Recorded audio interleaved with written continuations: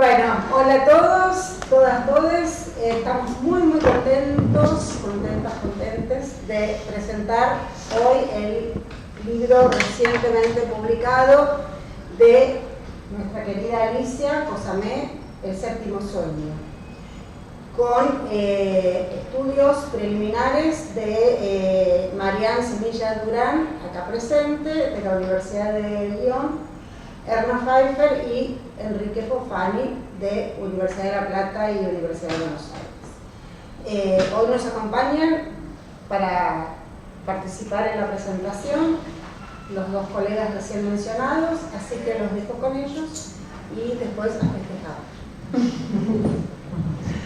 Gracias, Andrea, y gracias por recibirnos esta tarde y por recibir al mismo tiempo este proyecto que ahora se ha concretado, que es un objeto que tardó bastante tiempo, que tuvo bastantes dificultades, que hubiera debido salir antes, pero a veces el azar hace bien las cosas, porque me parece que este libro tiene absolutamente su lugar en el año de la conmemoración de los 50 años del golpe de Estado.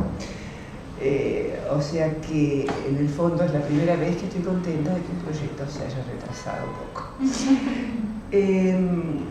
Vamos a tratar de explicar, no vamos a entrar en detalle porque no hay tiempo, porque no nos queremos tampoco agobiar, porque es muy denso todo lo que hay aquí dentro, tanto la novela como el trabajo que intentamos hacer en torno a ella. Pero quisiera contarles primero una pequeña historia que es tenemos acceso a esta novela, porque si bien este es el último libro de Alicia, en realidad es el primero. Es decir, es una novela que ella escribió, la primera novela que escribiste después de haber salido de la cárcel y haber llegado al exilio, y que nunca publicó. Una novela inédita. Ahora le vamos a preguntar, podemos preguntar, ¿por qué nunca la quisiste publicar antes o por qué habías decidido no publicarla en ese momento? Bueno, después de los intentos desde niña de escribir una novela que nunca terminé, ninguna, decidí que esta vez la iba a terminar y la iba a escribir en base a cosas que yo había escrito en mis cuadernos mis cuadernos carcelarios.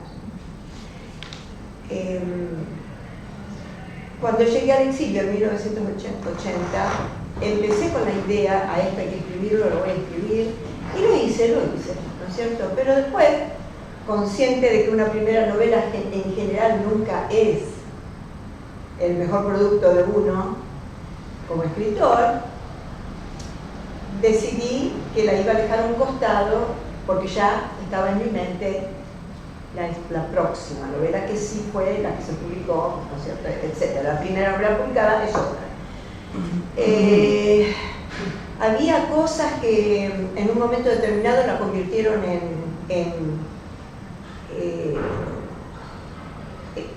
la pusieron fuera de lugar dentro de la historia. Después yo creo que los chicos vamos a explicar. Claro. Quedó anacrónica, digamos, quedó como algo que al inicio era impensable y al final era anacrónico.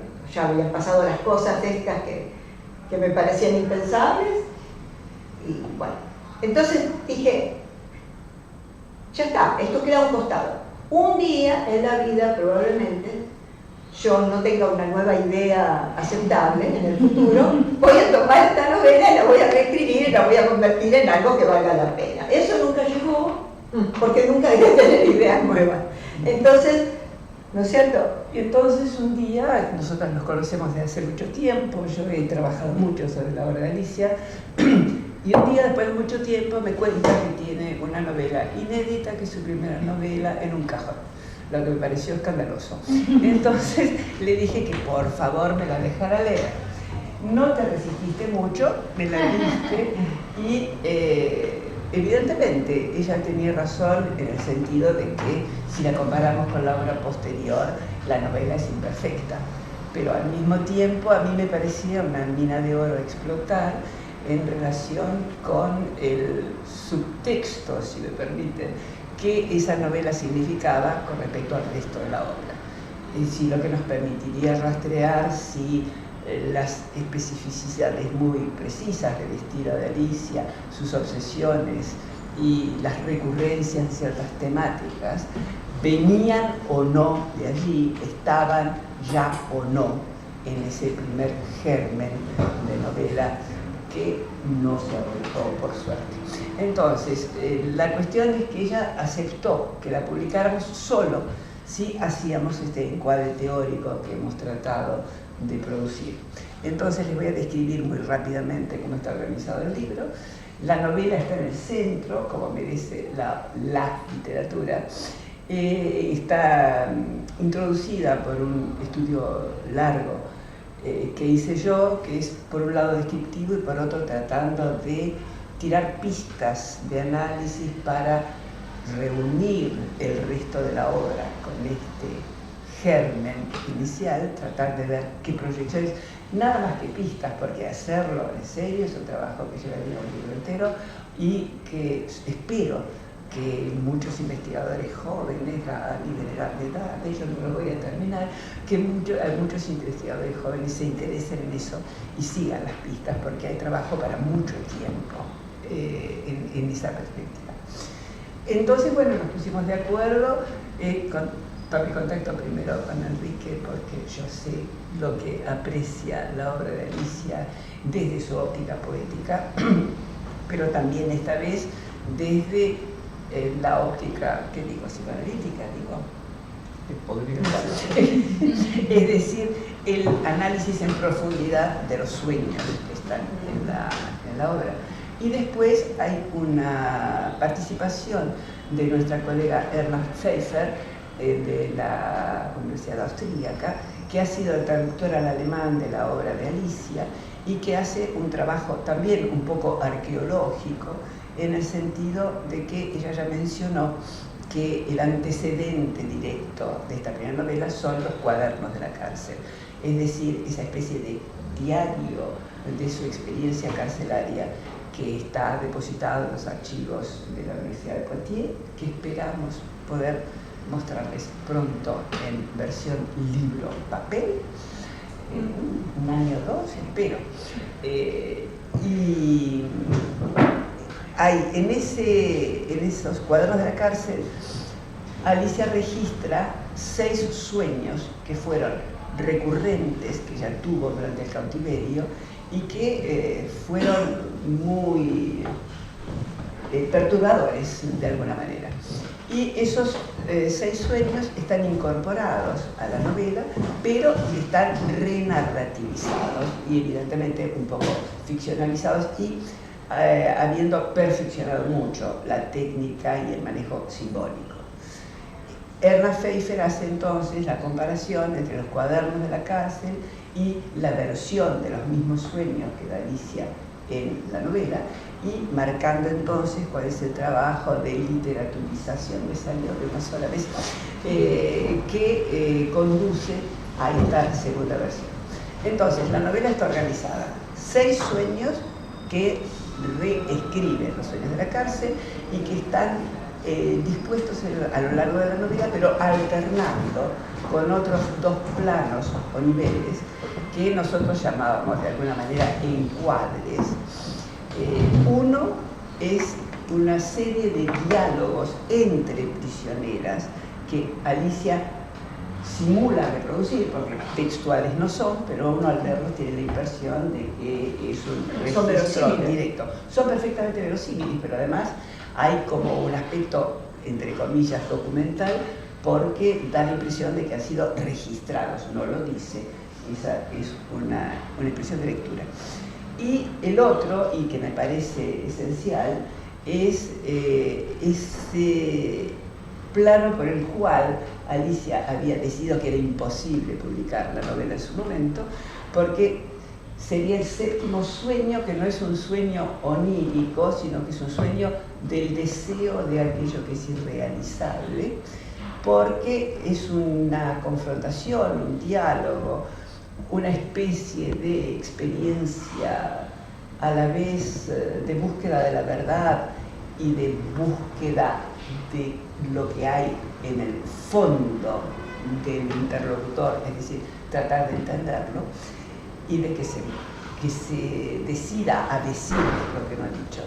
Ese diálogo se establece entre la prisionera que soñaba y el que era entonces el jefe de seguridad de la prisión donde ella soñaba, pero con la especificidad que ahora ella es la jefa de seguridad y él es el prisionero. Escrito eso en el 81-82, se imaginan ustedes que todos pensábamos que era imposible. Hoy, evidentemente, sabemos que eso fue posible, que ocurrió, aunque quizás no en toda la amplitud que hubiera debido, pero la historia responde de alguna manera a ese deseo. Entonces dice, sí, pero después ya había pasado. Pero como tampoco estamos seguros de que haya pasado realmente, como tampoco estamos seguros de que no vuelva a pasar, entonces me parece que es importante darle la posibilidad al séptimo sueño de repetir, por una parte, el lado testimonial que está presente en buena parte de la obra de Alicia, y por otro lado, esa reivindicación que, si se ha realizado en parte, debe mantenerse y defenderse. Por eso les decía al principio que creo que es el momento ideal para que el séptimo sueño se publique.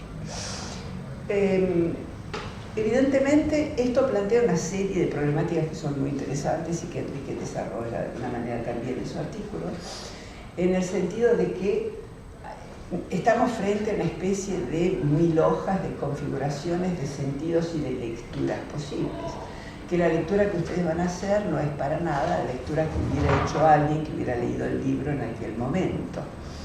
Y que por lo tanto hay más de un libro aquí. Hay un libro que estuvo en latencia durante muchos años y que ahora ofrece una lectura que no estaba prevista. Y eso es un tema para ahondar, que yo no voy a ahondar en este momento, pero hay una serie de lecturas conjeturales posibles, la que pudo haber sido y no fue definitivamente, pero la que es y no podía haber sido, si lo pensamos desde el origen hasta ahora.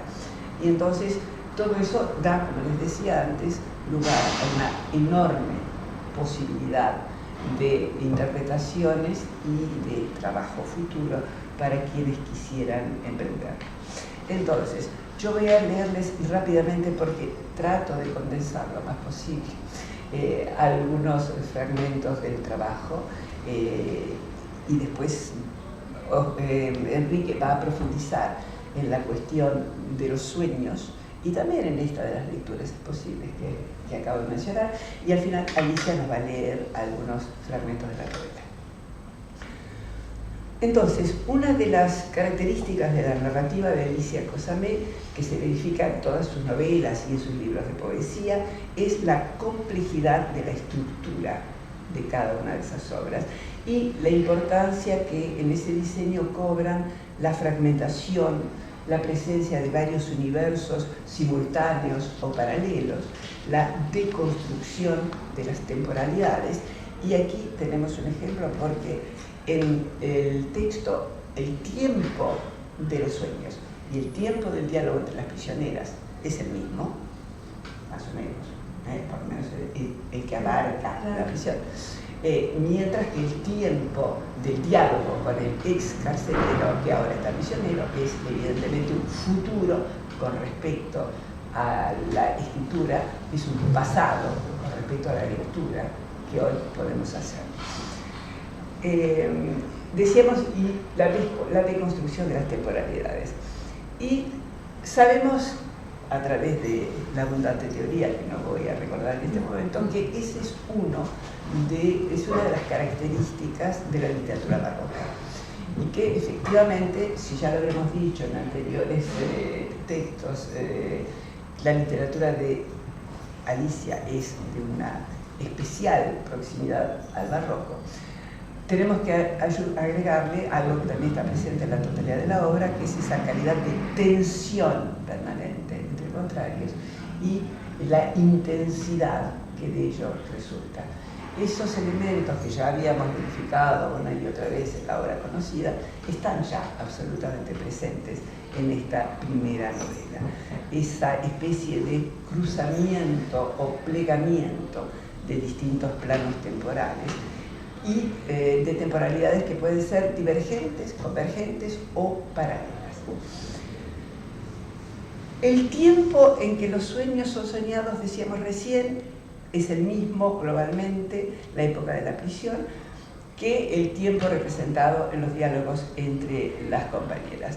Esos diálogos dan un anticipo o una percepción muy aproximada de lo que eran las temáticas en torno a las cuales dialogaban, y es un espacio, con relación al resto del texto, de intimidad. Los sueños, por supuesto, también, pero otro nivel de intimidad. Es decir, aquí hay compañeras, si no me equivoco, sí, que saben de qué estoy hablando mejor que yo, evidentemente, pero la convivencia en la prisión ha tejido entre ellas lazos absolutamente indisolubles. Y al mismo tiempo, frente al otro, al enemigo, es decir, frente al jefe que después está la prisionera, las fragilidades propias de la situación carcelaria, pero también de la lejanía con las familias, de las noticias terribles que de tanto en tanto penetraban por diversos medios en la prisión y que les hacían erigir esos fantasmas oníricos que están en los sueños, evidentemente no se mostraban como fragilidades frente a las autoridades de los penales respectivos. Sobre todo, supongo, no tanto en Devoto, sino en el pozo, no en el pozo, pero en la alcaldía de mujeres, en el sótano de Rosario. Sí, el sótano. Entonces, había una unidad indestructible de resistencia frente a las instancias jerárquicas de la prisión, y el único espacio donde alguna fragilidad podía filtrarse era ese diálogo entre las prisioneras, que evidentemente actúa de alguna manera como contrapunto, contrapeso del otro, que es un diálogo. Bueno, yo tomo bastante espacio en el artículo para tratar de analizarlo, porque es muy particular, porque por un lado hay evidentemente un acusado y un acusador, pero no es un texto que tenga visos jurídicos en absoluto. De todos modos, si el ex torturador está preso es porque ya fue juzgado por alguna instancia que los especifica, porque algo ocurrió en la historia que lo hizo posible. No es una argumentación, aunque a veces lo parece, porque, al menos según la pragmática, para que una argumentación se dé, tiene que haber un nivel de igualdad entre los dos intervinientes o más, y tiene que haber un intento de persuadir al otro de su propia verdad. Aquí no hay un intento de persuadir al otro porque es imposible. Y con respecto a los hechos en sí, los dos los conocen perfectamente, o sea que sobre el hecho no hay discusión. La discusión puede referirse a la lectura o a la interpretación de los hechos, pero no a los hechos, porque los han protagonizado ambos, aunque estuviesen en veredas opuestas. Y desde ese punto de vista podemos decir también que habría algún tipo de similitud posible, espero no hacerme ahorcar por alguna de las capillas psicoanalíticas existentes que no son muy tolerantes, pero hay un intento de montar una especie de escena psicoanalítica, en el sentido de que en algún momento el torturador reconoce que tiene que sacar hacia afuera algo que está dentro, y en la medida en que la ex prisionera que lo interroga lo incita continuamente a hacerlo, es decir, a decir lo que, a conocer en última instancia lo que ha hecho. Él asume lo que ha hecho en un momento dado, sí. No acepta evidentemente los argumentos, pero al mismo tiempo hay una vacilación. Y en el fondo lo que va a hacer verdaderamente justicia con respecto a lo que él ha hecho no es ni la conversación ni los nuevos carceleros que se atienen al respeto de los derechos del otro, cosa que no les había ocurrido antes, sino que van a ser los espectros de los torturados o de los asesinados que no lo dejan vivir, es decir, que cíclicamente reaparecen y lo hacen volver a un pasado que, si bien en su momento posiblemente haya disfrutado su ejercicio, en el presente del interrogatorio lo persiguen. Entonces hay una justicia poética, inmanente, no voy a decir divina, que finalmente se alcanza en el texto y a través de ese equilibrio entre distintos planos que en un principio parecen no interconectados entre sí, porque, como les decía, los sueños están intercalados con los diálogos y los sueños son unidades casi totalmente cerradas en sí, pero poco a poco y de manera muy leve, pero yo creo que eso es un antecedente de Natatio, ¿no? la novela Natatio Eterna, muy embrionario. Hay algunas imágenes, algunas metáforas, algunas palabras que se escapan de un nivel y pasan al otro, que se repiten en los tres y que van dando la idea de un embrión, una vez más, de articulación entre esos niveles. Bueno, lo que voy a tratar de sugerir ahora, porque me parece que es lo que abre más perspectivas, y una vez que más o menos tengo una idea de lo que es la estructura del libro, y antes de seguir tengo que recordar una cosa: obviamente los niveles de discurso de cada uno de esos tres planos son radicalmente distintos.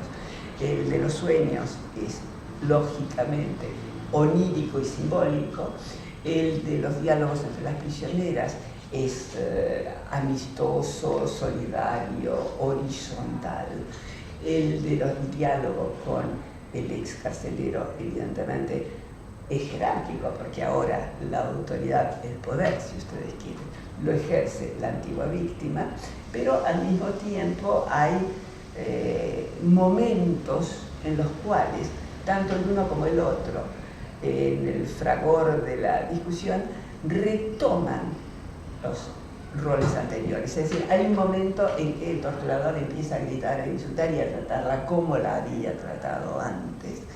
Y evidentemente, aunque ella hasta ahora en situación de poder, esta ex prisionera, hay una revictimización inevitable en esos casos, ¿no? Lo que pasa es que después la situación vuelve a equilibrarse en un hoy que es en desfavor del ex torturador. O sea que no solo se trata de temporalidades distintas, de planos distintos, sino que se trata también de discursos muy diferentes los unos de los otros. Lo que quería esbozar antes de pasarte la palabra, Enrique, no sé, no mire la hora, no sé cómo estoy, es que una vez que podemos tener clara esa estructura del texto, no es tan difícil reconocer en él las premisas de lo que será la sofisticada elaboración en novelas posteriores de esos brotes que están en la novela inédita. Fragmentación, alternancia de perspectivas, que aparecen, por ejemplo, en Pasos bajo el agua, su primera novela édita. Encierro y encadenamiento de los cuerpos, que aparece en Pasos bajo el agua, que aparece en Patas de avestruz, que aparece en Las Danses. Proliferación de quiebres, que aparece en 239 saltos y una inmortal. Movimientos colectivos, que aparecen en Ofrenda de mi propia vida, en varios de los relatos. Dialéctica de los contrarios, erigida en dramaturgia, en Las Danses. Multiplicación de variantes en torno a una misma búsqueda en Natatio Eterna, pienso en las deambulaciones, los sueños. sin otras transiciones que las del lenguaje, los engarces y los deslizamientos, un desdoblamiento constante de voces y de visiones en Mano en vuelo, el gran poema largo que Enrique ha trabajado muy bien, alternancia de voces reales y de polifonías fantasmales, en El Furtado no ha dejado de correr, en Bruno regresa descalzo, retórica del salto y de la peregrinación, también en la serie de prosa poética o poesía de la Penchagonía de las Sal de Sangres. O sea, todos esos elementos que aquí están de manera muy elemental, intentando encontrar el paso hacia una escritura definitiva, están desarrollados, trabajados, elaborados en resonancia en el resto de la obra. Y ese es el trabajo de rastreo y de análisis que resta para hacer y que les propongo a todos. Gracias.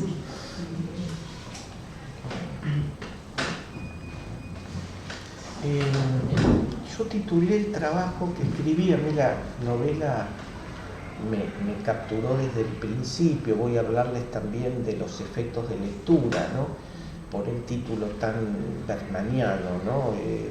El séptimo sueño, y entonces me capturó ya desde el título, ¿no? No está el séptimo sueño, hay 6 sueños, ¿no? Mariana interpreta que ese séptimo sueño es la conversación de la prisionera que se convierte en la directora del penal y el torturador que se convierte en preso, digamos, ¿no?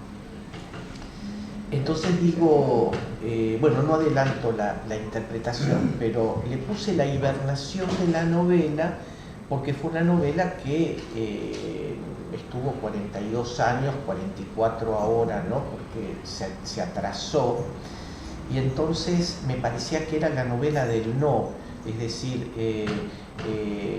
no publicada, no habilitada, porque ella misma dice, bueno, no, es una novela maniquea que necesita, es mi primer novela, ¿no? Por lo tanto, novela no recepcionada. Digo, ¿cómo será leer, no antes de leer, y yo capturado por ese título, cómo será leer esa novela hoy, ¿no? Y realmente me pareció, después yo voy a contar una experiencia que me pasó, que no es un ejemplo de fetichismo de la literatura, sino realmente el encuentro con lo real, ¿no? Y también pensé que esta novela que escribe Alicia cuando está en el exilio en Los Ángeles, entre el 81 y el 82, era el 7º año en que transcurría o seguía transcurriendo la dictadura, o sea que me iba apareciendo el 7º ahí con varios elementos. La escribe en el 81-82 que aparece Malvinas, que es el primer resquebrajamiento, ¿no es cierto?, de la dictadura y un avisoramiento de la democracia, pero me capturó bastante este diálogo entre el yo digo el diálogo de los ex en un momento, ¿no? Es decir, el ex torturador y la ex prisionera, que el cambio de roles, y me empezó a pasar. Yo empecé la facultad en el 76 con el golpe, que se me venían un montón de imágenes y de cuestiones que tenían que ver con los 70. Y lo que primero me vino fue el teatro del oprimido de Augusto Boal, ¿no? Que trabaja el amo y el esclavo, que yo, digamos, participé de alguna experiencia de Boal, y sobre todo el teatro legislativo, porque Augusto Boal es el que, digamos, plantea el espectactor, ¿no? El espectador que se tiene que volver actor y hace teatro precisamente en los tribunales, ¿no? Entonces, digamos, interviniendo, ¿no? Cosa que estaría muy bueno para este momento, ¿no?, que estamos viviendo. Y se me venía todo esto, digamos, como una especie de contexto, y empecé a pensar en algunas novelas, porque digo, ¿dónde hubiese estado el séptimo sueño? Y hubiera estado con, miren, qué títulos, con Nadie Nunca Nadie Nada Nunca, que es del 81, esperen que les quiero decir bien, porque eso 80, perdón, y es el mismo año que Respiración Artificial, y en el 82 un texto que a mí me interesa bastante, El Jardín de los Monstruos Magnetofónicos, de Laiseca, ¿no? Y entonces, a partir de un trabajo de Gustavo Lespada, que trabaja los mecanismos en los cuales la novela en la dictadura tenía, que era la alegoría, ¿no es cierto?, la parábola, en fin, mecanismos cifrados y demás. Claro, yo digo, el respirador artificial de Piglia era, bueno, ya esa persona que le falta el aire, digamos, ¿no?, que de alguna manera daba cuenta de lo que pasaba, o esos caballos que eran matados, ¿no es cierto?, en este pueblo de Santa Fe, ¿no? Pero que, bueno, y Laiseca ahí nos muestra un campo de concentración nazi, pero de tal manera y era tan fuerte eso que quedaba en un segundo plano esa obviedad que contaba Laiseca, ¿no? Entonces digo, ¿qué pasa y con qué materiales trabaja Alicia? Y trabaja con los materiales oníricos, ¿no? Y fundamentalmente la novela, en esos 6 sueños, tiene que ver con los sueños que Alicia transcribió en sus cuadernos de la cárcel, que están en Poitiers, y que Ernest Pfeiffer fue quien los transcribió. Ahora en junio precisamente nos encontramos en Poitiers para trabajar y para hacer la edición de los cuadernos de la cárcel. Y entonces la literatura de Alicia se nutre de esos sueños reales que tuvo y que transcribió en esos cuadernos, y que en realidad hace todo un traslado de esos sueños reales transcritos a un régimen ficcional, ¿no? Obviamente, claro, esa presa que ahora es directora, digamos, del penal, es un alter ego de Alicia. En los sueños aparece el personaje de la hija, que sería ella, ¿no? Entonces, y las compañeras son, de algún modo, porque ahí, y entonces ahí empecé a trabajar la cuestión de los sueños, qué función realmente cumplía estos materiales oníricos. Y una de las cosas que pensaba, porque claro, los cuadernos de la cárcel es lo que podríamos llamar una literatura testimonial, ¿no?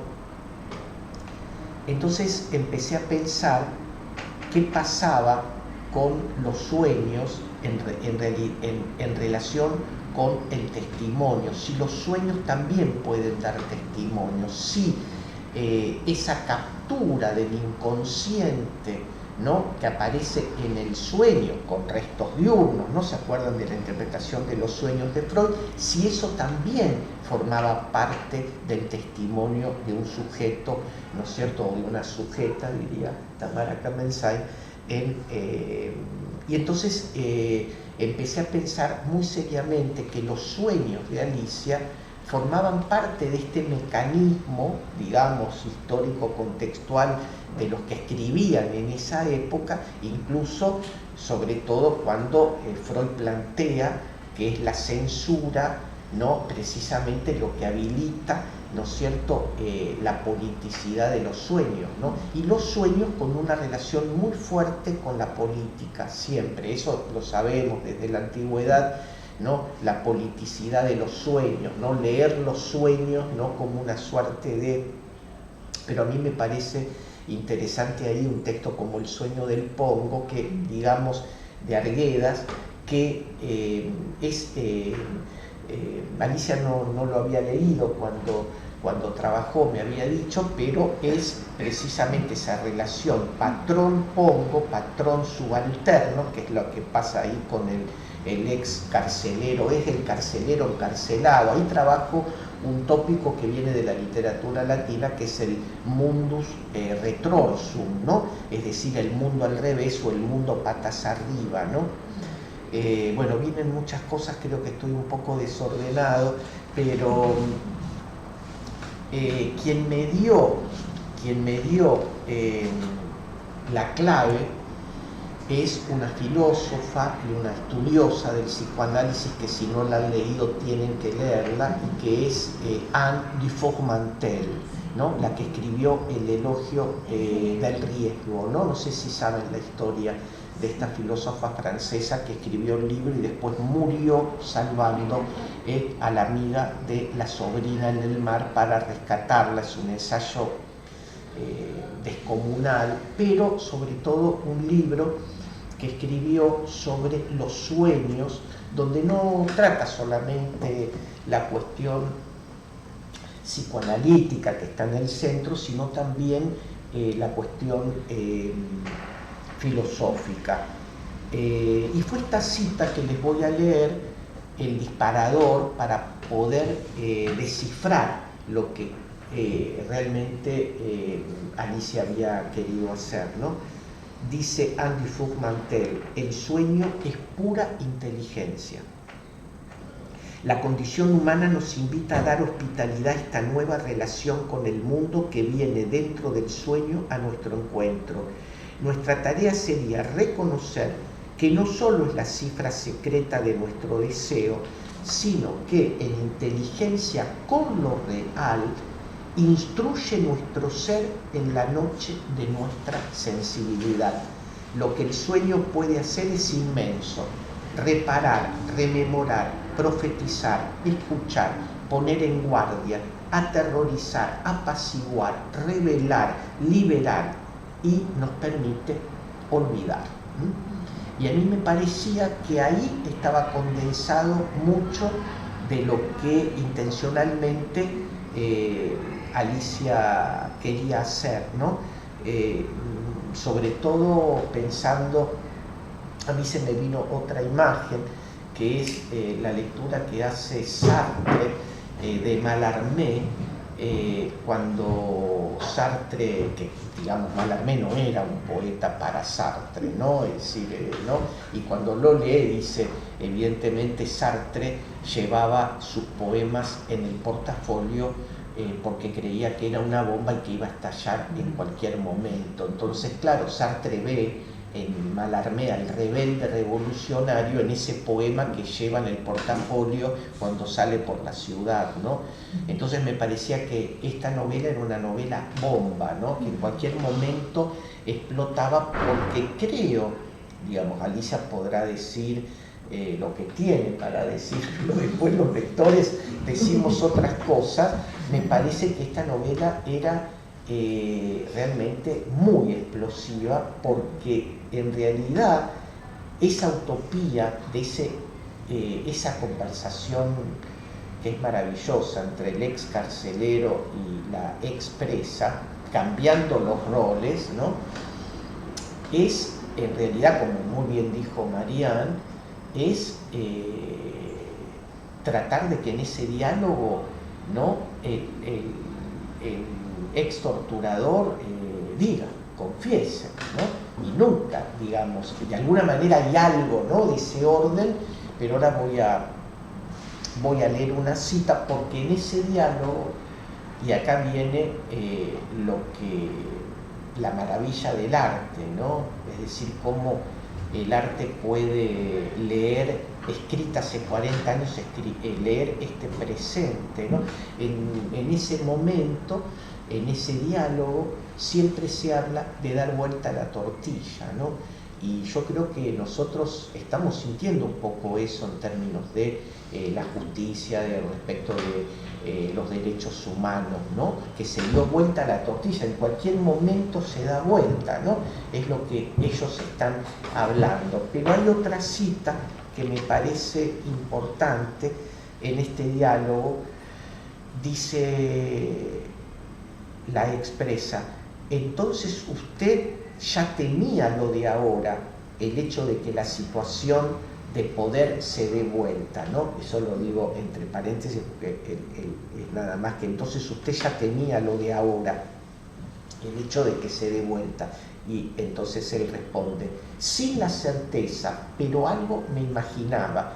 Entonces dice la mujer: aquellos miedos no lo dejaban muy en paz y fueron aumentando hasta el momento en que lo detuvimos. Y mire qué joda, pasar de ganador a preso.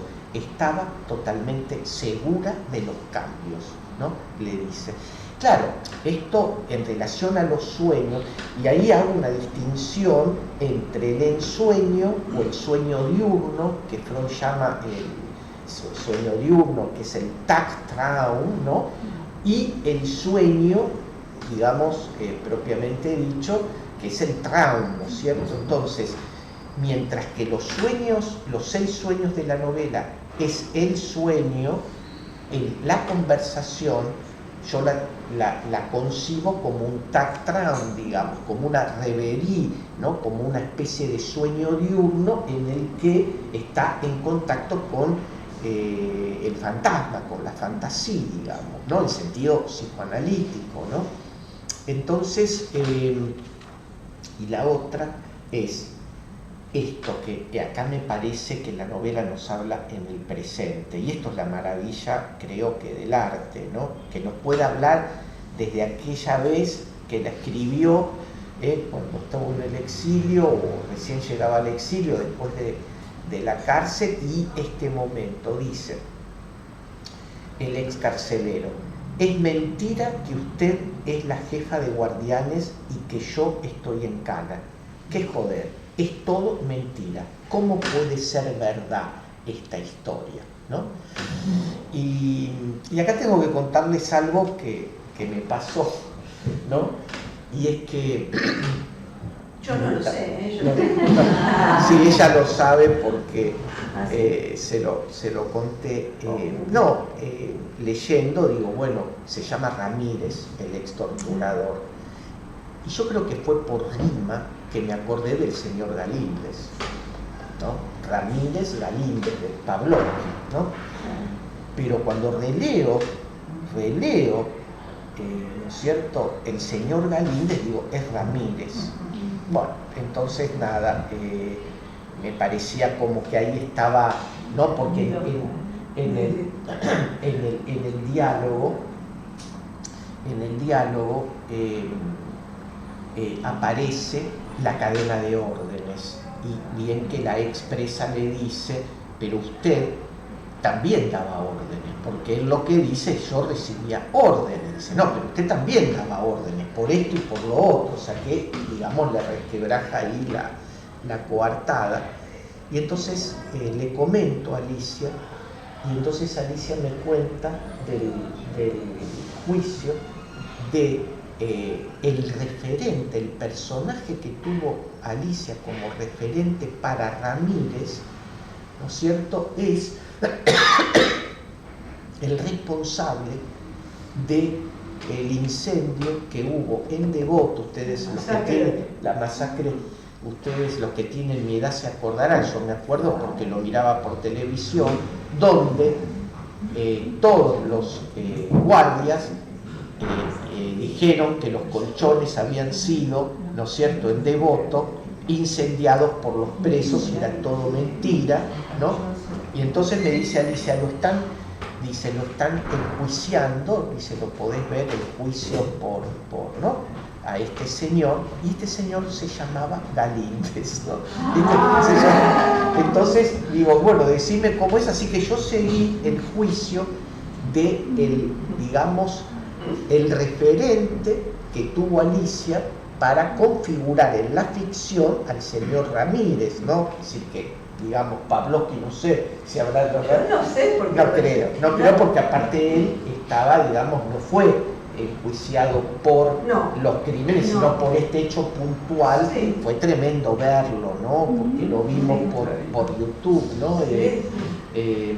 Pero, bueno, y hay otras cosas también que le habla al presente, y es que aparece la frase una menos, ¿no? Que lo dice precisamente la expresa, ¿no? Y también el hijo de Ramírez, la hija de Ramírez, está en contra de Ramírez porque milita, está en la vereda opuesta, que también uno puede ver cómo también aparecen los hijos desobedientes, ¿no? Por lo tanto, para mí fue una experiencia de lectura bastante particular por haber podido sentir y poder reconocer todo esto que a veces uno dice, bueno, el arte anticipa, ¿no? Es decir, estas cuestiones que a lo mejor las manejamos muy teóricamente, porque lo sabemos que el arte anticipa experiencias, ¿no? Pero fue fuerte en el sentido de poder comprobarlo con la novela. Tengo mucho para decir, pero lo más importante yo creo que es precisamente esta cuestión del momento negacionista, ¿no es cierto?, que vivimos, y que creo que la novela lo está tematizando totalmente, ¿no? Es decir, y entonces, bueno, les leo una condensación porque es bastante complejo la cuestión de los sueños, y entonces me gustaría que se queden con una idea, ¿no es cierto?, de lo que hace Alicia, ¿no? Es posible que con la escritura de esta novela Alicia Cosamé haya podido reparar en parte el dolor de la experiencia vivida, aun cuando decidiera en su momento no publicarla. En su luminoso libro, Anne Dufour-Mantel nos habla de todo lo que pueden los sueños. Pueden liberar y apaciguar, pero también rememorar y poner en guardia. Algo de esto último habita la novela, es como una advertencia que no se diluye nunca, como una alerta permanente que no descansa y no se distrae. Como sucede en la larga conversación del antiguo carcelero y la expresa, la ficción se torna precavida, no se hace demasiadas ilusiones. El tenor de la experiencia vivida ha sido decodificado y su clave sería algo más o menos así como afirmar que el poder es una continua oscilación. La elección del mundo retrorsum le confiere a Cosamé una postura prudente, y no porque ésta sea la más sensata que mantener. El motivo de que todo se puede dar vuelta como una tortilla, más que un saber popular o una verdad paremiológica, es una verdad experimentada, vivida. Por eso se puede interpretar esta larga conversación como el aviso, el antecedente o la anticipación de los juicios, ¿no? Por eso, en estas palabras finales del ensayo, quiero retomar esta idea potente de Anne Dufour-Mantel sobre la inteligencia de los sueños, en la medida en que no solamente canaliza el deseo, sino que también instruye a nuestro ser en la noche de nuestra sensibilidad. La vida onírica, repleta de acciones y de objetos, no está reñida con la inteligencia, con la conciencia, sino que permite la entrada de la vida despierta de la vigilia de otro modo. En los sueños algo flota, algo levita, algo revolotea sin tocar el suelo, algo se suspende en el aire entre los pliegues de lo que yo llamo una teología política. Un imaginario religioso secularizado atraviesa todos los sueños. Peregrinaciones que son en verdad manifestaciones políticas, ascensiones que son en verdad combates, cuerpos que vuelan que son en verdad cuerpos que resisten, antorchas encendidas que son en verdad faros que iluminan el futuro, montañas que hay que atravesar que son muros que hay que franquear. Esta es la inteligencia de Cosamé al elegir el universo onírico como materia narrativa. Pulula de sentidos que son difíciles de retener. La línea del sueño es una línea de combate, describe Anne Dufour-Mantel. De una guerra desconocida, el sueño es el mensajero. Fin de cita. De hecho, Alicia no deja nunca de lado precisamente este combate, hasta la última página, hasta la última palabra de la novela. El combate no se ha hundido en el olvido, prosigue, al menos obtiene allí su tenacidad. La filósofa francesa dice incluso que los espantos de la pesadilla son lo contrario no son lo contrario de la verdad, sino su traducción más directa. Lo sabíamos, ¿no? Sí. Pero lo dice de otra modo. Por eso me gusta que el séptimo sueño falte, porque me imagino que hubiese sido el gran sueño. ese por el cual seríamos capaces de dar la vida. Los sueños son los que llevan y traen al deseo, y en Cósame todo deseo es siempre deseo de justicia. ¿Acaso falta ese sueño porque era demasiado grande, demasiado reparador, demasiado justiciero, demasiado liberador? Ese sueño no pudo ser soñado, no pudo ser realizado, porque el deseo se cumple. Su infalibilidad reside en que en el sueño o en el ensueño, que sería el Tagtraum, ¿no? La reverie, el deseo tiene su lugar, encuentra su propio afán. El sueño es capaz de realizar la revolución porque no está en absoluto desconectado de nuestra conciencia, la cual se inmiscuye en ese reposo nocturno de la vida psíquica para seguir deseando. El deseo de justicia se atrinchera en el sueño para resistir. La frase final es elocuente por su claridad paradojal en medio del laberíntico sinsentido de los sueños. Cito: caminar, encontrar un lugar donde parapetarse y entonces disparar. En esa singular forma, el sueño se transmuta en una suerte de resurrección de los muertos, ya que no solo se reúnen los presos liberados, sino también todos aquellos desaparecidos y masacrados por la represión estatal, que ahora vuelven a la vida para combatir junto con los vivos.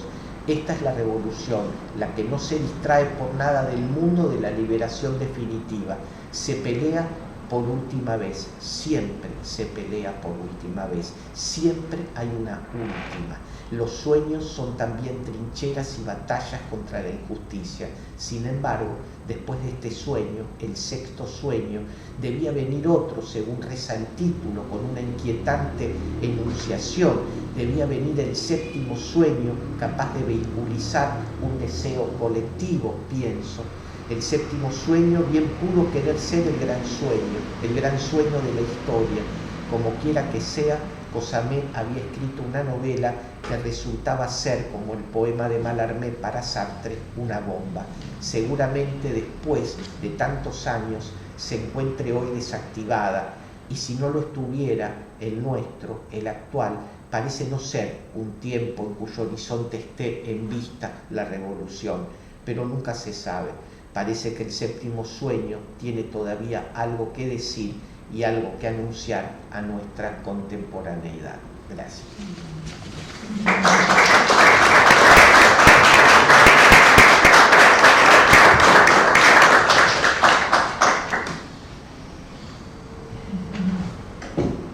Bueno, entonces, de acuerdo a nuestra organización, a mí me toca leer. Yo voy a leer Debajo de la luz, porque necesito luz. ¿No contestás preguntas? ¿Cómo? ¿Preguntas contestás? Sí, sí. ¿Pregunta? Sí, pero espérate que lea, ¿no? No. ¿Qué quieres preguntar, Dani? Si cuando aceptaste publicar la novela, ¿la revisaste o quedó tal cual? No. Quedó tal cual, ¿no? Sí, sí. Bueno, no, es que también yo no podía trabajarla porque ya estaba escrita, la tenía en un papel, en un resma de papel, porque la había escrito en Olivetti en 1980. Claro. Entonces, cuando hablamos con Mariana, que yo se la iba a poner que la leyera, ella vive en Francia, yo vivo en Los Ángeles, yo lo que tuve que hacer fue pasarla a la computadora. Ese proceso me enfermó literalmente, me sentí muy mal, mi estómago estaba duro así, tuve que ir al médico, el médico me dijo deja de hacerlo, yo dije no voy a dejar de hacerlo, bueno, todo eso. Entonces, ponerme a trabajar y hacer, no. Además me parecía que la novela tenía que quedar exactamente como había sido escrita 40 años antes, porque si no, iba a ser otra novela, ¿no? Así que no, nos quedamos con eso y yo no habría podido, me parece a mí en ese momento, digamos, desde las emociones, no habría podido reescribir ese libro. No, tampoco habría servido. Lo importante me parece a mí es el hecho de que de que los amigos la tomaron como había sido escrita tantos años atrás, ¿no? Cuando yo era bastante joven y no había publicado de nada todavía.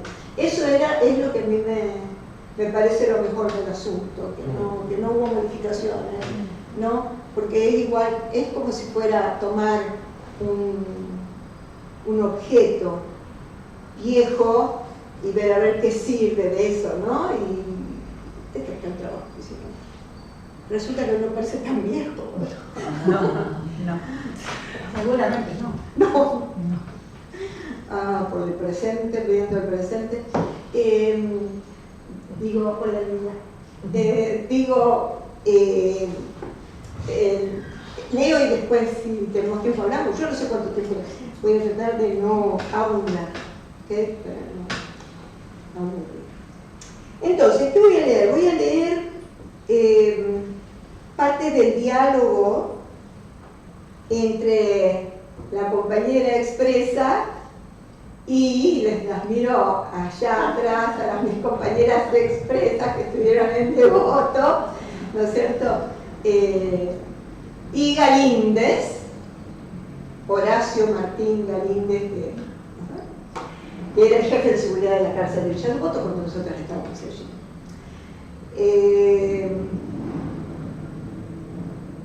Que fue condenado el año pasado. Sí, por la cuestión del pabellón séptimo, exacto.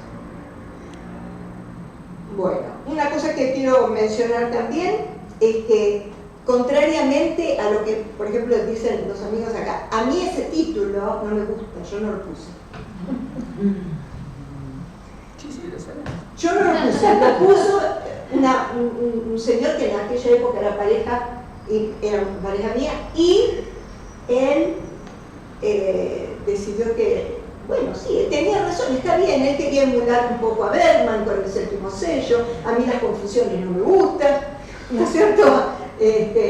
Bergman divino, todo lo que sea, pero cada uno con lo suyo, y bueno, pero no lo puse yo, y yo no tenía un título en ese momento, pero acepté que quedara ese título, porque así fue como quedó debajo de mi cama por 40 y pico de años. Entonces, así, ¿no? Entonces, acá estamos el señor Galíndez y esta presa, pero de algún modo, ¿no es cierto? Un poquito soy yo, un poquito son aquellas dos también. Y cualquiera de nosotros, ¿no?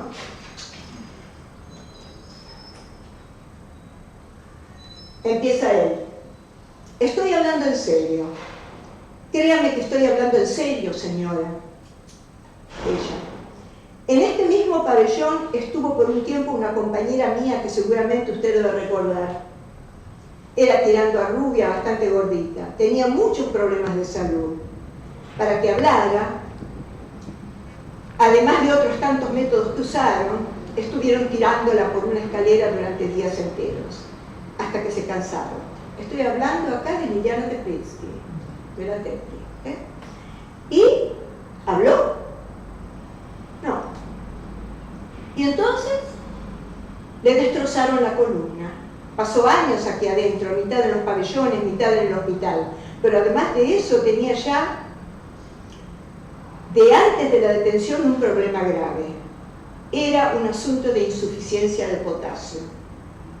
Ah, me acuerdo, me parece que me acuerdo. ¿No se la pasaban ustedes a los gritos heladora, la pastilla de potasio para el pabellón 31? Sí, pero la pastilla de potasio nunca llegaba. Y la compañera entraba en crisis. Se deshidrataba, orinaba, vomitaba, hasta que empezaba a ponerse azul. Y ustedes, mientras tanto, armaban el escándalo. Nosotras pedíamos la maldita pastilla que ustedes guardaban bajo llave en la guardia. Y pasaban horas, y la compañera empezaba a morirse. Cuando llegaba la pastilla de potasio, ella ya tenía las manos y las piernas rígidas.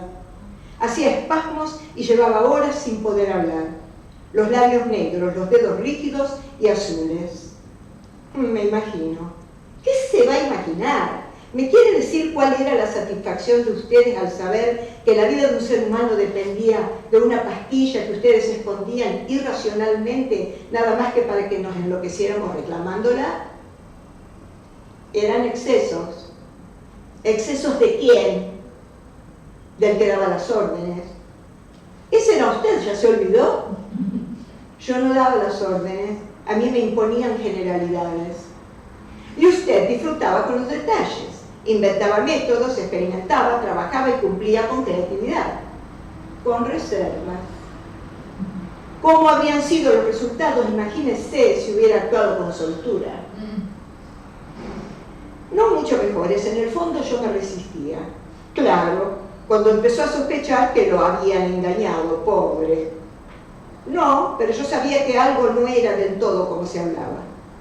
Por ejemplo, usted sabe bien para qué pregunta.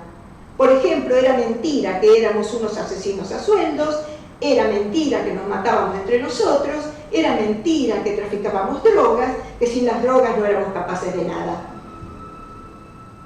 Que éramos zombies dirigidos por un cerebro misterioso. No, señor Ramírez, usted hizo esos descubrimientos con el tiempo, cuando ya nos tenía adentro y podía observarnos a sus anchas.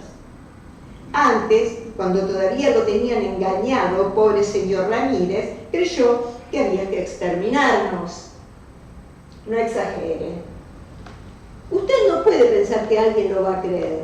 No puede ser tan ingenuo. Bueno, alguien va a tener que creerme. Pero no sea cara dura. Yo entiendo que intente defenderse, pero no me venga con tomaduras de pelo. La cosa no es tan fácil, créame.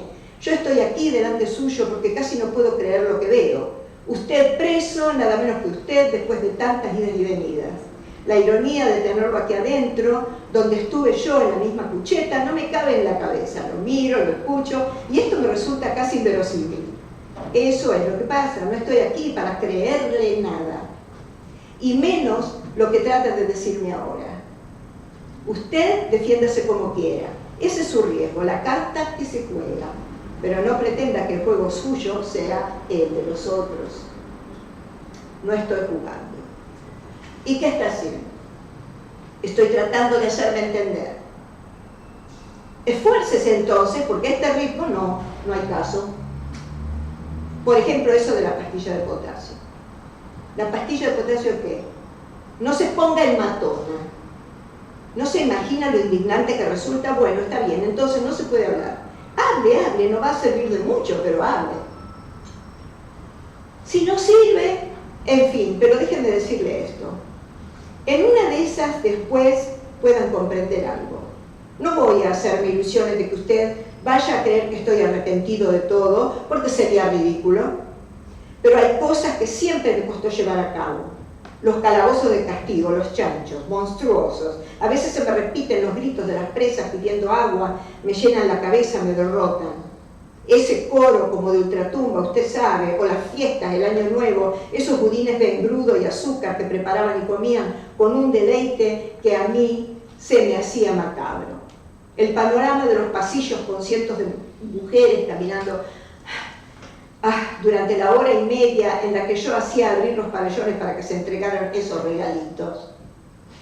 Las mesas cubiertas de esos caramelos hechos a mano, los platos de metal llenos de cosas irreconocibles, el pedacito de pan dulce por cabeza que les repartía el penal, allí esperando ser devorado. Y yo no estaba en el momento exacto, porque me esperaba mi familia, pero me las imagino dándose abrazos y besos de feliz año nuevo, cuando la mitad tenía encima consejos de guerra con 8 años de condena para arriba.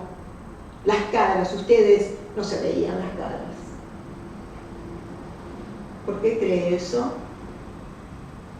O sí, no sé, seguramente algunas no se dejaban engañar por esa rara alegría de fin de año. Otras vivirían las fiestas con bastante ingenuidad. No quiero subestimar, pero, en fin, todo eso, se da cuenta, me persigue a veces. Y no se ponga furiosa. Voy a volver sobre el tema pastilla de potasio. Hay algo que a mí no se me escapa. Si había alguien que le salvaba la vida a esa interna, eran ustedes. O sea, la pastilla, que yo diera la orden de que se la entregaran, era indispensable y yo la daba, porque usted sabe perfectamente que yo daba las órdenes. Ajá.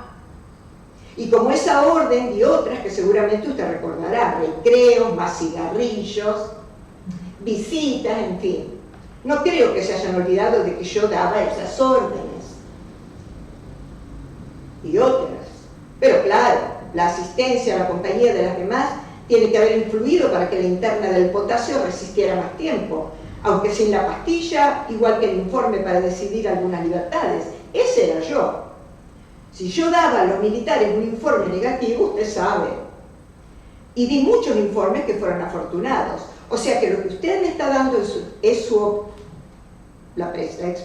o sea que lo que usted me está dando es su opinión. Que éramos unas ingenuas, que comíamos porquerías irreconocibles, que hay que arrodillarse a agradecerle los medicamentos, los recreos de 1 hora cada 2 días. ¿Qué más? ¿Qué hace? Otra vez en el suelo, levántese. No me levantó nada. No se golpee. La cucheta es de hierro. Usted es un ignorante y no entiende nada. Haga silencio y levántese. Y si me golpeo hasta romperme la cabeza, ¿qué pasa? Pasa eso. Loca, es una loca, revirada, infeliz, mierda, son pura mierda. ¿De esto también ya está arrepentido? Ahí viene la otra chiflada de la frazada, la montaña con ojos, la loca de la frazada.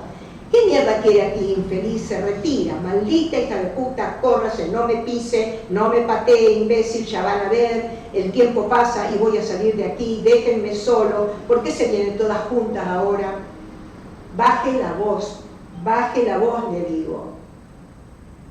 Ahora vienen a pisotearme, ¿qué quieren hacer conmigo? ¿Me van a aplastar, me van a aniquilar? Claro, llego a ustedes, no torturan con picana, pero vienen a destrozarme a patadas. No, en el estómago no. Ah, ahí está la otra, claro, por supuesto, pidiendo su puta pastilla. Claro, no pide, exige. No, yo no quiero ninguna pastilla, no la necesito, carajo.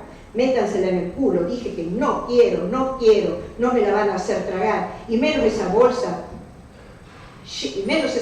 llena. Váyanse, putas, váyanse, me las meten en la boca a la fuerza. Voy a vomitar, putas, me están haciendo vomitar. Levántese, señor Ramírez, aquí no hay nadie torturándolo. Cálmese, córrase de allí que se va a seguir ensuciando. Por favor, necesito ayuda en el 31. Compañero guardián, necesito ayuda.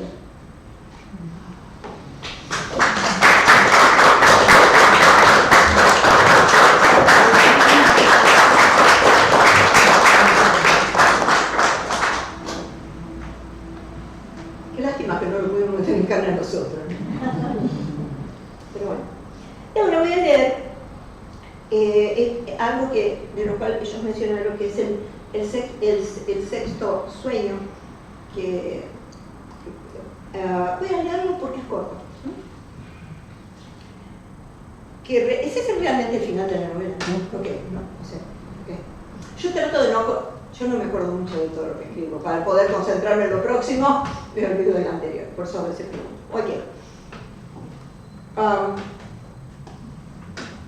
entonces esto es un sueño en el que aparecen algunas personas, como por ejemplo el que era mi compañero en ese momento, los hijos de él, que en ese momento eran muy chiquititos y que eran 50 y pico de años, grandes amigos, maravillosos. Ok, sueño. ¿Cuál es el verde? El color verde que duele. ¿Por qué molesta el color verde si esta vez es opaco? Si no deja brillos que lo hagan transferible, si está allí acorralado en árboles inmóviles, gigantes árboles planos, murales infinitos, todo ese verde gris concentrado allá arriba, sostenido por troncos pardos secos de asperezas intocables. ¿Por qué molesta? ¿Quién se acerca que duele tanto? Se camina sobre tierra suelta, que se mete entre los dedos de los pies y llena los zapatos, tan pocas lluvias, tanta sed. Se mueven las rodillas para poder avanzar, pero el camino es largo. Esta calle es ancha, pero sobre todo es larga. No se ve ningún final, ningún edificio que la corte. Y hacia atrás, tampoco hacia atrás. Las casas bajas y barrosas se alinean a los costados, no hay veredas, se camina por la calle sin alternativas, los árboles no ayudan, son tan chatos, tan de cartón que no ayudan. ¿Quién se acerca? ¿Quién se acerca? ¿Qué es lo que duele?, se pregunta esa hija. ¿Por qué tanto silencio, tan espeso el silencio, si en realidad estoy sola, si no hay nada, no hay nadie? ¿Para qué todo está tan tenso y callado? Alguien tiene que estar viniendo. Hay un kiosco, tiene que haber un kiosco del lado derecho. Alguien debe ver que fume y tenga que comprar cigarrillos. Las puertas no se cierran, no se abren. Las ventanas casi no están. Tiene que haber un kiosco. Antes estaba. Antes. ¿Cuándo antes? Antes de qué. Discretamente mirar a los costados sin mover mucho la cabeza. Algo que hay que no debe ser despertado. Pasó el tiempo. No ha caído agua. Ahí debiera estar el rubio alto que atendía el kiosco. Antes, cuando podía decir, hola, ¿cómo estás? ¿Particular con filtro? Debiera estar. No está. Pero sí está la persiana verde opaco, semiabierta. Cuánta tierra, los caramelos, las aspirinas, los cigarrillos cubiertos de polvo. Si se los limpia, quizá resurge el rubio, el alto, que no era el dueño, pero que atendía el kiosco como si lo fuera. Con ese cuerpo, sin objeciones, ese cuerpo de venir del Olimpo. Yo siento que alguien ha visto más que su cuerpo, más adentro. Alguien lo ha dejado sin carne. Se la ha arrancado a cortes de cuchillo. Sé que su esqueleto está seco, pero está. Algo era. Tanto silencio por algo era. Allá va una pierna volando. Una pierna con alas cruzando el cielo gris. Debiera llover. No hace ruido, ni las alas hacen ruido. Voy a comprar cigarrillos. Señor, deme particulares con filtro. Señor, ¿me vende cigarrillos? ¿Quién me irá a contestar? Nadie. ¿Y cómo? Los saco. Yo me los llevo y dejo el dinero ahí arriba. No hay nadie. ¿Qué pasa? Se mueve la tierra de la calle, se mueve sola, se levanta el polvo. Mirar a los costados otra vez, mover la cabeza despacio, nadie de ningún lado. Entonces, ¿cómo puede levantarse el polvo?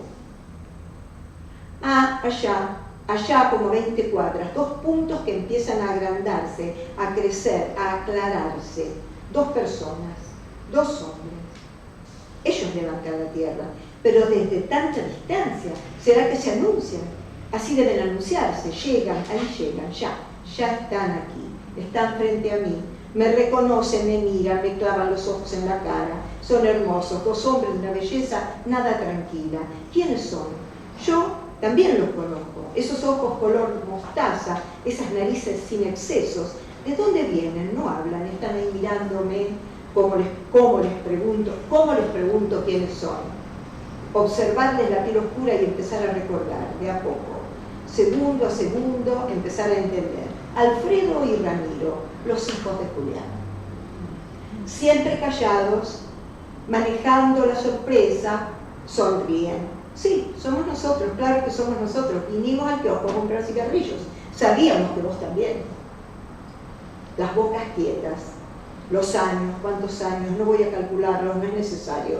Acercarse a ellos y besarlos, abrazarlos, hacer trascender mi calor, mi angustia. Toda la congoja por el pasado está aquí, centrada ahora.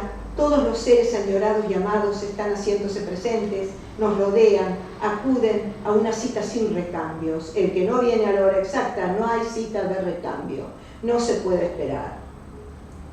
Pero van sumándose, acumulándose nombres y nombres, bajando de algún lado, subiendo de otros, de distancias subterráneas, apareciendo sonrisas enormes. Va haciendo explosiones la tierra y va saliendo como si nunca hubiesen creído no poder llegar al encuentro de hoy. El rubio del kiosco se instala a vender cigarrillos. Los que se descuelgan de los árboles planos vienen serios, vienen desde arriba como para dejar claro que jamás fueron enterrados. Van siendo miles. La calle desierta de pronto está poblada, pero faltan los ruidos. Los ruidos se necesitan ahora. Cuesta entender que no haya ni un murmullo. Alfredo y Ramiro miran casi desesperados. Entienden a medias la reunión. Trato de que no se asusten. Buscan algo con los ojos mostaza. Buscan en la multitud, escudriñan, me indagan sin gestos. ¿Qué? Les pregunto. No contestan. Se detiene el movimiento, no falta nadie. ¿Cuántos millares sentados en el suelo, parados, sosteniéndose unos a otros, cada uno trata de reconocer a los demás? Nos ojeamos, nos divisamos, nos tranquilizamos ante cada inicio de presencia. Empiezan a abrirse ventanas y puertas. Hombres, mujeres se asoman a ver, no se sorprenden, cada mirada serena nos transmite la idea de que estaban esperando, de que era sabido. ¿Qué? Insisto a Alfredo y Ramiro. Papá, me preguntan. ¿No lo vemos? Empiezan los ruidos, se movilizan las nubes, la tierra. Tiene que estar, seguramente entre tantos él también está. Suspiran aliviados. El sonido se convierte en un sonido metálico y ondulante. Tratar de encontrar el origen de tantas vibraciones en el aire, en la tierra, en el polvo, que no solo llena los bordes, sino que lo cubre todo. Buscar y girar la cabeza, levantarla y ver una olla gigantesca de cemento mal tapada, asomándose brazos, piernas, gente viva que empuja, que quiere salir y escaparse del estallido, porque la olla viene cayendo a dar contra el suelo, a explotar y a aniquilar su contenido completo. ¿Desde dónde fue despedida esa olla? Hay que saberlo. Vienen más, vienen millones de ollas cayendo desde el cielo. La reunión, el encuentro de todos se moviliza. Cada uno se aparta y se despide por el momento y corre a ocupar su lugar. ¿De dónde han sacado palos, piedras, revólveres? ¿Cómo consiguieron fusiles, lanzas, flechas y cuchillos? Lazos, pitacas, granadas. La guerra, la última. Esto explota y termina por fin. Surgen, saltan por las ventanas y las puertas todos los que veían el encuentro. Alfredo y Ramiro entienden, se han mezclado entre los vivos y los devueltos a la vida. Con una mano apretar la lanza, con la otra una pistola, con un hombro una piedra, con el otro un lazo. Cada rodilla un fusil y con los pies encontrar el lugar exacto donde parapetarse y disparar. Los monstruos se hacen visibles, caras blancas se acercan. Esa hija piensa, casi sin tiempo para entregarse al trabajo de la mente, piensa que por fin, que ahora sí. Hace unos pasos, se detiene, mira a su alrededor y ve todo el polvo de tierra cubriendo cada borde y todas las superficies abarcables. Caminar, encontrar un lugar exacto donde parapetarse y entonces disparar.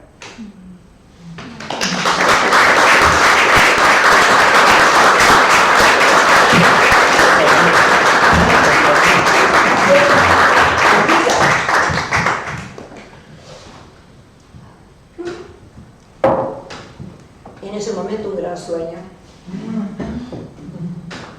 Y esa es la razón por la cual me pareció que era tan, no ridículo el sueño como expresión de deseo, sino frente a la realidad que se vivía en ese momento, que todavía había un montón de compañeros y compañeras presas, y los demás en el exilio, y bueno, ya sabemos, ¿no? Y 30.000 desaparecidos. O sea, entonces ese no, pero bueno, sí, entonces quedó bajo la cama, y acá la rescataron mucho.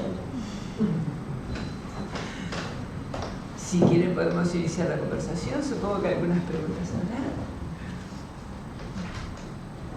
Acá yo comienzo, la verdad que fue muy interesante y también muy apasionante la lectura, para tratar de ser conciso y a ver si la pregunta se entiende, pero ¿en qué medida sentís que el tiempo escribió la obra más que la autora? Porque pasa algo con el tiempo, por cómo venía también escuchando las voces que acompañaron este proceso, ¿no?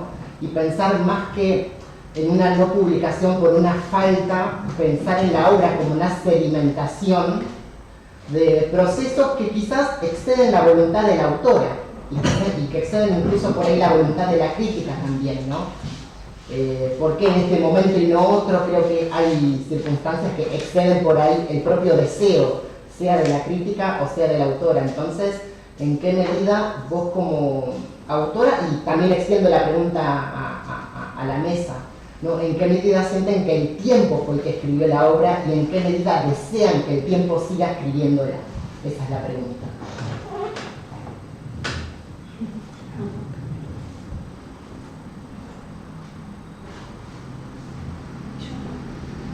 ¿Ustedes pueden contestar? Yo sé, pero dio la alternativa de ustedes también. Bueno, Colaboren con Julián. sí, no, lo que dice Julián es muy interesante, ¿no? Porque en un momento en el trabajo, yo lo digo, ¿no?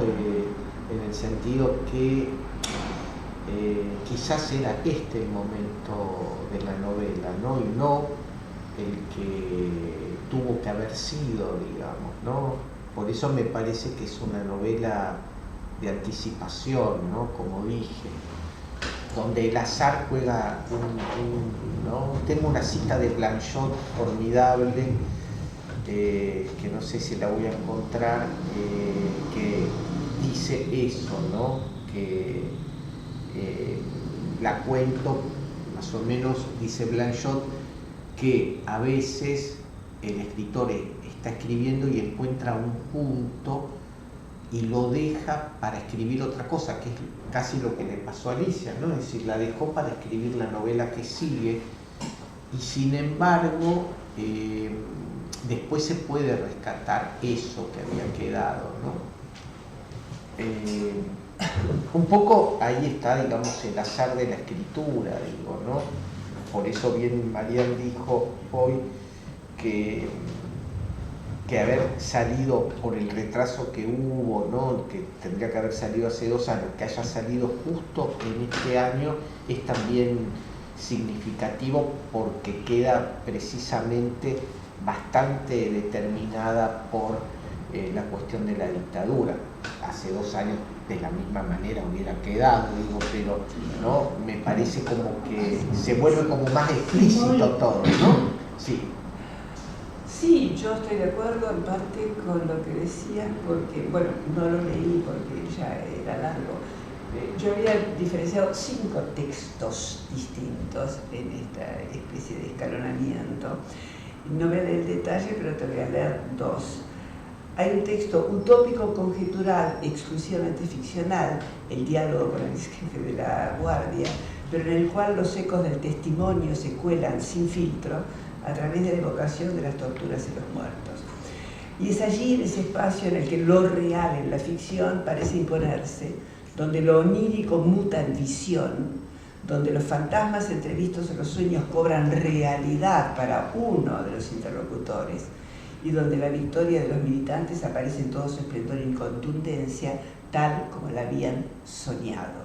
Y después hay un texto exterior y no previsto, en el cual se suceden los hechos de la historia.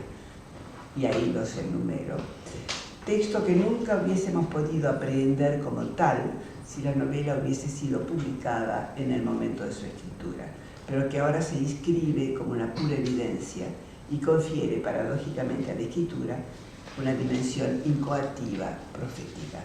Sí, a mí me parece que sí, la historia escribió una parte de la novela, aunque vos vas a reivindicar la autoría. ¿Eso era lo que consultaba? Sí. Esa respuesta es lo que me No, te pregunto porque no, digamos, justo se estaba yendo Ali Shua, ¿no? Y en ese momento nos dimos este abracito mientras vos estabas hablando, entonces me costaba un poco ordenar mi mente.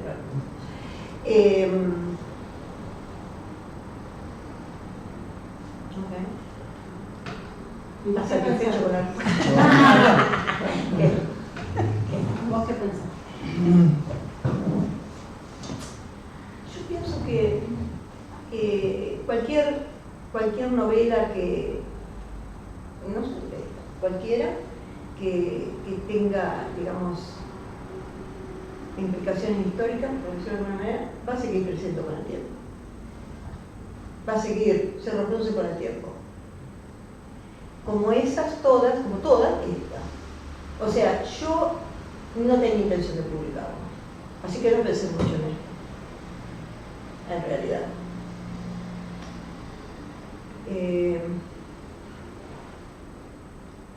Los críticos pueden ver lo que los autores no vemos, y por eso ellos están aquí. Pero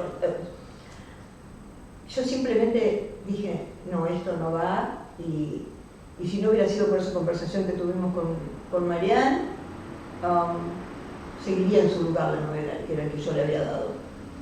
No me gustaban muchas cosas de la novela, no me gustaba el título, no me gustaba, o sea, lo tendrían que haber reescrito para publicarlo.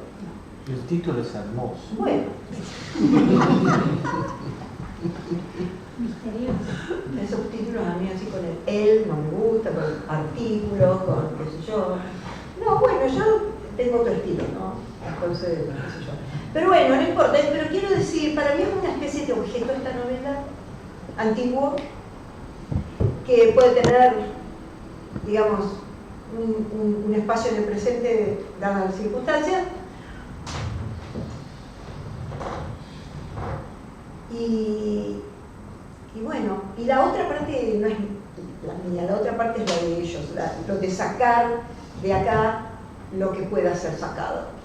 Eso yo tengo que reconocerlo, porque yo, que soy una profesora de una universidad, enseño creación literaria. Entonces, no soy el prototipo del académico, no lo soy, y nunca tuve interés en serlo. Entonces, yo tengo que ser, en este caso, soy abierta, espontánea y directa al decir que no es mi función.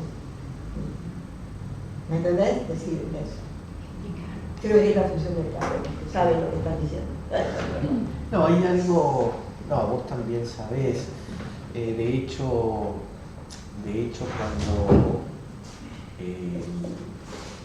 cuando Alicia explica en un momento por qué no la publica, vos decís, bueno, le faltaba reescritura, y dejás, o sea, soslayás que te parecía maniquea, te parecía anacrónica, y en realidad estabas diciendo una verdad, y es que para que una obra, eso lo dice Giorgio Agamben después en un famoso artículo, en un famoso ensayo, para que algo sea contemporáneo, se basa precisamente en el anacronismo, ¿no? En lo anacrónico, si no ese desfasaje no se podría percibir. O sea, esta obra es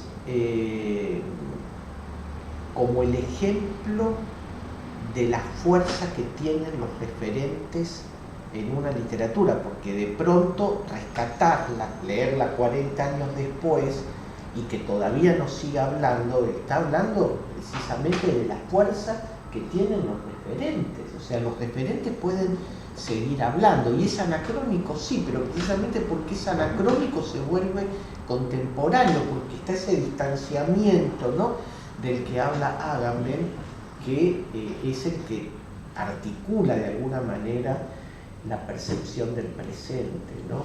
Entonces vos también lo dijiste, ¿no? Es impresionante, ¿no? Por eso me pareció bien que la obra quede intacta, que no se haya reescrito, porque como hubiera sido otra obra. Entonces así, en ese estado, por eso hablo de hibernación, en ese estado de congelamiento, es el trozo de la realidad que vuelve, digamos, ¿no? Como un retorno, y entonces yo creo que uno siempre lee con los referentes, ¿no? Últimamente pienso que yo siempre pensé que Nadie Nada Nunca era una alegoría, y ahora pienso que es el realismo más craso porque todo es cómo leemos esa obra. Te cité, Gustavo, pero vos no estabas, llegaste tarde y yo te cité, ¿no? Y llegaste tarde. Cuando hablas de los mecanismos de las obras escritas en la dictadura, ¿no? Que pueden ser parábolas, alegorías, mecanismos cifrados, ¿no? Pero nosotros lo leímos así, lo leíamos como que era un mecanismo cifrado, y yo creo que Nadie nada nunca es una obra realista, pero absolutamente, porque el que aparece ahí, el policía y demás, era el tipo que torturaba. Sí, los caballos se morían, eso podía ser un símbolo de algo, había un símbolo ahí, pero era realismo puro. Entonces, yo creo que también tendríamos que revisar el realismo, ¿no? Porque nadie, sobre todo en la Argentina, quiere ser realista,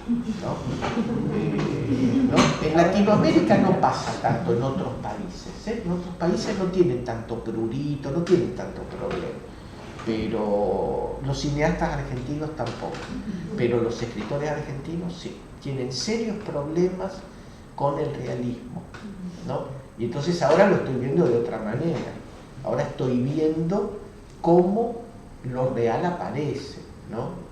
Entonces, bueno, y yo creo que esta obra habla de todo eso, ¿no? Yo quería hacerte una pregunta.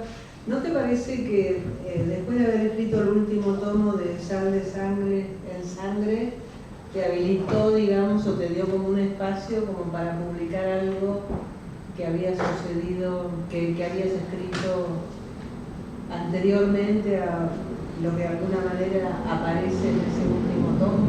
Pero mira, ¿sabés lo que me parece? Que yo publiqué Sal de Sangre en Sangre después que ellos habían tomado el trabajo. Ok. Sí. Sí, no tengo la cronología, digamos, ¿no? Claro, pero creo que sí, ¿no es cierto? Sí. Sí, porque este libro tomó unos años y Sal de Sangre en Sangre pienso que tiene, no sé, que tendrá 2 años o 3.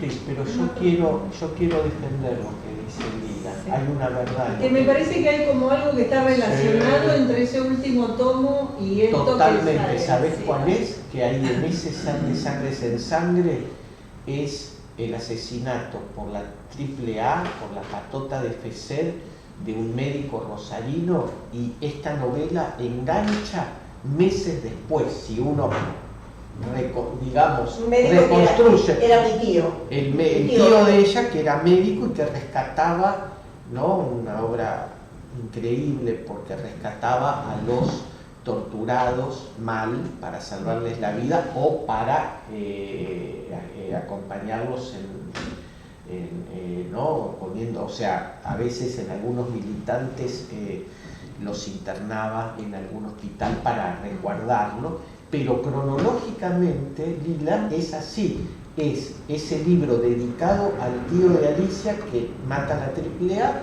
meses después o poco tiempo después es el momento en que cae presa, ¿no es cierto? Un año después. Un año, sí, hay un año después, y después vienen todos los sueños del año siguiente que forman parte de esta. Está muy bien eso. No, pero a lo mejor es como que uno habilitó lo otro, digamos, ¿no? O quiero decir a nivel del proceso de escritura, ¿no? Como que uno se van enganchando las cosas de una manera y me impresiona, digamos, que cronológicamente, como decís vos, haya sido una cosa primero y la otra después, aunque los dos procesos de escritura no hayan coincidido, es como que uno abre con otro, no sé, Porque que hay puentes entre los dos.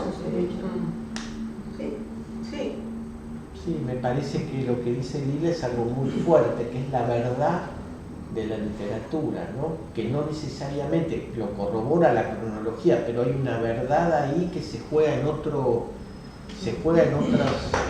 planos, ¿no? Me parece que sí.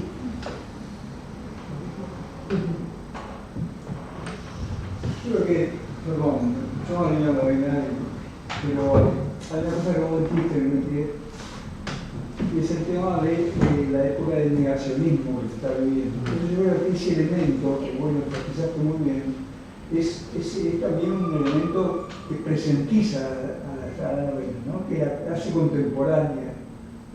Creo que eso también tiene que ver con esta temporalidad de la novela. Sí, sí, sí. Y otro tema que vos mencionás con respecto al realismo, sí, ¿qué pasó? En realidad fue el realismo decimonónico el que quedó un poco de lado, pero hoy en día como que hay una necesidad de que te cuente una historia bien contada, es decir, que te cuente una historia, como decir, realista. No es el realismo decimonónico, pero es un realismo que realmente uno siente que ahí hay una verdad, ¿no? Es decir, y que ya estamos cansados de los trucos, digamos, con el lenguaje y que eso sea el protagonismo. Es decir, queremos sentir un protagonismo de tipo vivencial, experiencial, ¿no? Es decir, esta cosa de la experiencia, también señalaban ustedes, me parece que es fundamental. Sí, lo que yo digo del realismo, que el realismo nunca es el del siglo XIX, que cada época genera su propio realismo, ¿no? Porque si no sería, ¿no? Entonces, realismo crítico, realismo... No, pero más que nada, viste, por el tema de, pensando en el realismo socialista, otro tipo de cosas, ¿qué pasó ahí? ¿Cómo se abusó de un género que ya estaba perimido y se pretendía que... Bueno, eso fue lo que... La polémica, el muchacho, Tomás Mann, todo aquello, ¿no? Así, yo lo que pienso del realismo que es dialéctico, que nunca viene solo. Realismo minimalista, realismo heavy, realismo idiota, realismo chabón, todas las categorías que hay de realismo es porque hay algo dialéctico ahí que trabaja y que el realismo está siempre reactualizándose de acuerdo a los parámetros y coordenadas de la época, ¿no? No podemos escribir la vorágine ahora. Ahora el extractivismo tiene, ¿no? Tiene otros canales ahora. Lo demostró magistralmente Auerbach, ¿no? Desde los inicios de la literatura. Yo quería preguntar algo. Estoy pensando en Auerbach cuando digo esto, claro, ¿no? Obvio. Yo quería preguntarte a Alicia algo sobre la composición, porque bueno, hablaron mucho de la historia del libro, ¿no? De la publicación y cómo intervino ahí la historia. Pero me interesó lo que nombraste, la composición y el papel que jugaron esos cuadernos de la cárcel, diarios de la cárcel, durante el momento en que escribiste efectivamente el libro hace tantos años. Ese material vos lo utilizaste porque era donde habías logrado, digamos, escribir estos sueños que después volcaste al libro, si no entendí mal. Así funcionó esos cuadernos que... Sí, esos cuadernos nos eran permitidos uno por vez. Cuando se terminaba uno, quizás podíamos tener otro nombre. Entonces, yo lo usé para no solamente escribir los cuentos, sino hacer un montón de reflexiones de toda índole, personales, no personales, y muchas otras cosas, poesía, copiar poesía, bla.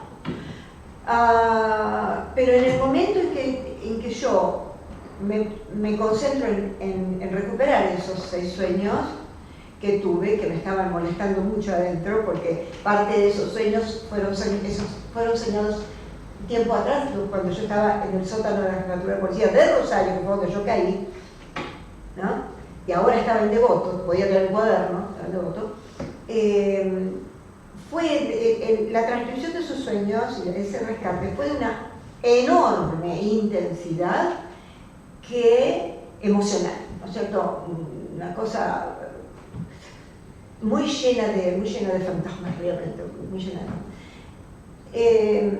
y dije, este material tiene que ser usado para algo, quiero usarlo para algo, y me prometo, creo que lo digo así, ¿no?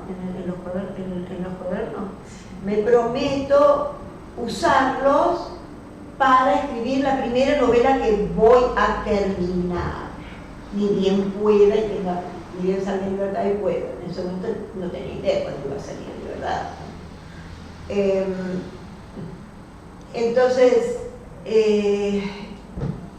Entonces, llegado el momento en que tenía que salir en libertad,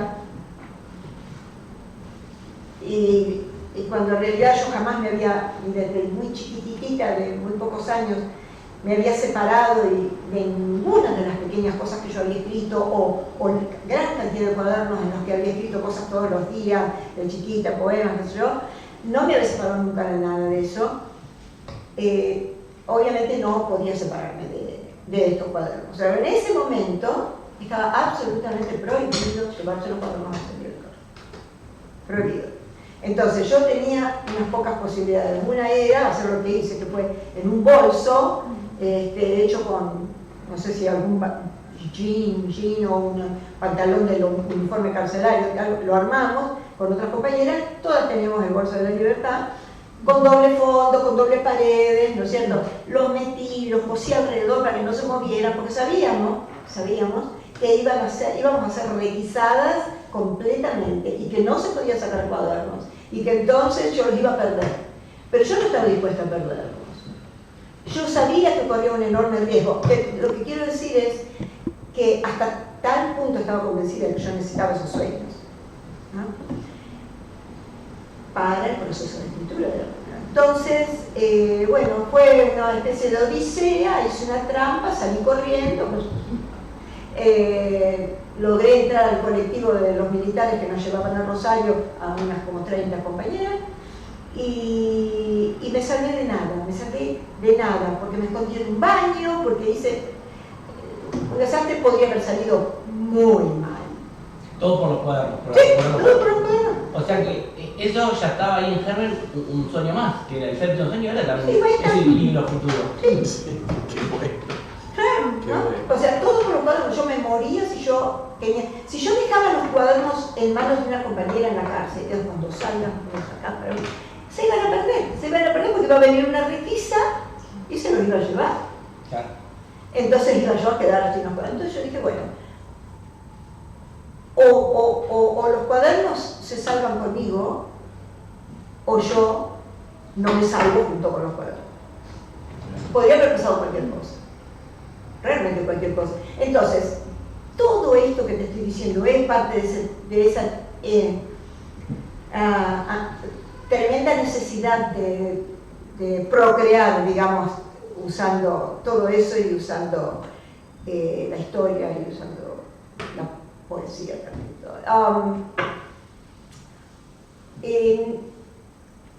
No fue nada fácil, nada de todo esto. Yo ahora lo cuento y qué sé yo, hasta me hace gracia pensar, joven como era, ¿no?, todo lo que uno era capaz de hacer, como toda mi generación fue capaz de hacer todo lo que hicimos, incluso las dos compañeras que estaban recién acá y la prima de aquella chica que está sentada atrás, que falleció hace no mucho tiempo y que era una gran compañera mía.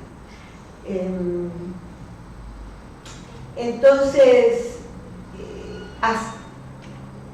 plantearse que o esto y la vida, o esto o la muerte, o no esto y la muerte. O sea, una cosa así, digamos, que no parte de cualquier lado, parte del hecho de que para mí la escritura es, en medio de este enorme océano que es la vida, digamos, es el tronco al que yo me